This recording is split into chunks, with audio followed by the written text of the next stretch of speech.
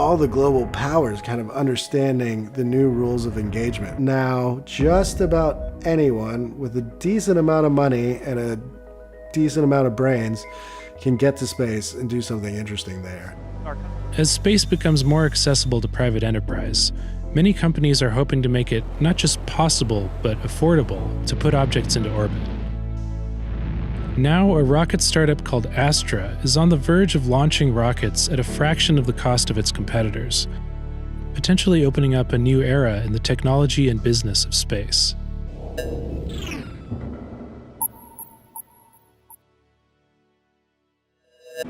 Astra is entering into a crowded and well-funded space.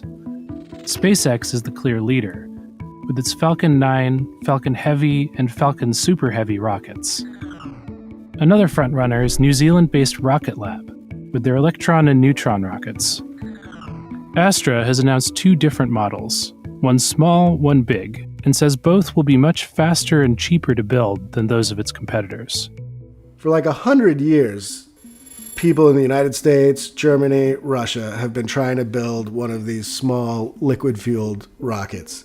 The first private company to really pull it off was SpaceX in 2008. It took SpaceX 7 years to go from nothing to getting this first rocket up. Astra's whole goal really was to try and shrink that time as much as possible and to develop and manufacture this type of rocket faster than any company in history.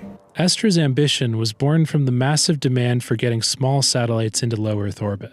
Startups are lining up to hitch rides on bigger rockets, often waiting months or years for their turn.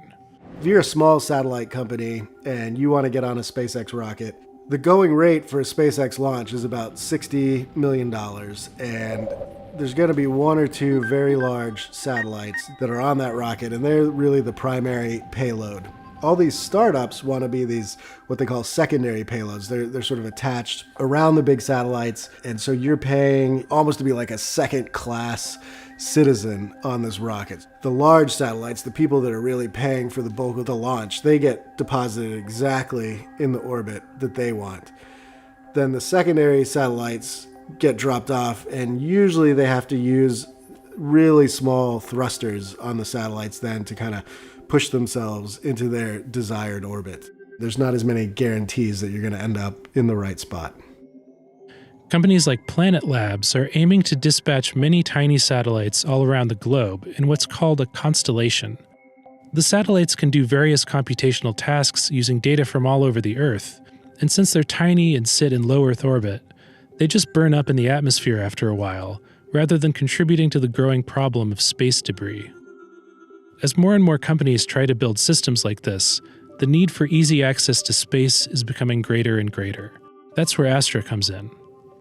The idea with the small rockets is that you're getting your own ride to space. It's taking your satellite to exactly the orbit you want.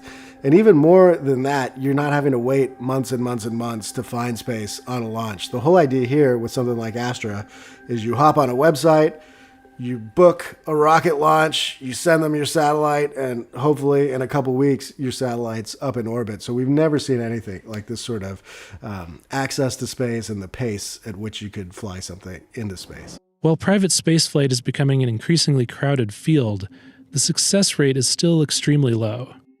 More than 20 rocket startups have now failed, and there are at least 80 others currently trying to get off the ground. Only two private companies, SpaceX and Rocket Lab, are flying regular missions to space, and Astra could be on the verge of becoming the third. So Astra's been at it for about 4 or 5 years. They've done really well in many senses. They actually got to Alaska and did their first launch in about 2 years, which was a record. Rocket launch in Kodiak, Alaska. Pretty cool. The downside of that launch was that the rocket blew up. Whoa. It took them a couple more tries, and then just at the end of last year, they had really what was, for all intents and purposes, a tremendous success. Their rocket got like just to the edge of low Earth orbit, within really a few feet. And so we know now that their rocket works. The company plans to launch another rocket later this year as they continue to inch towards making commercial flights. Eventually, they hope to launch a rocket every single day, which could lead to an exponential increase in the number of satellites in orbit. I mean, we're at this super interesting time that I don't think most people are paying attention to, which is that at the start of this year, there were probably about 2,200 satellites roughly orbiting the Earth. If you look at the launch manifests of the various rocket and satellite companies, that number is supposed to go to about 50,000 to 100,000 satellites in the next 5 to 10 years. This is the next great technology story, the next great computing infrastructure story is what's going to happen right above our heads. And so the next few years are going to bring with them this unbelievable, frenetic amount of activity, both from the rocket companies and the satellite companies, and really all the global powers kind of understanding the new rules of engagement that go in to this era when governments do not control this real estate that had been the most prized, expensive real estate there is. Now, just about anyone with a decent amount of money and a decent amount of brains can get to space and do something interesting there.